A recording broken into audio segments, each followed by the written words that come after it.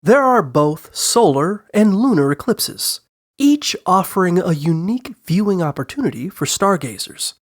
Solar eclipses, when the moon blocks sunlight from reaching the Earth, can be observed as total or partial eclipses depending on your location in the umbra or penumbra. It is crucial to avoid looking directly at the sun during an eclipse, as this can cause eye damage. You shouldn't look at eclipses through binoculars, telescopes, any type of glasses, sunglasses, smoked glass, polarizing filters, or exposed color film. None of these methods are strong enough to protect your eyes. Instead, consider making a simple pinhole projector to safely view the eclipse.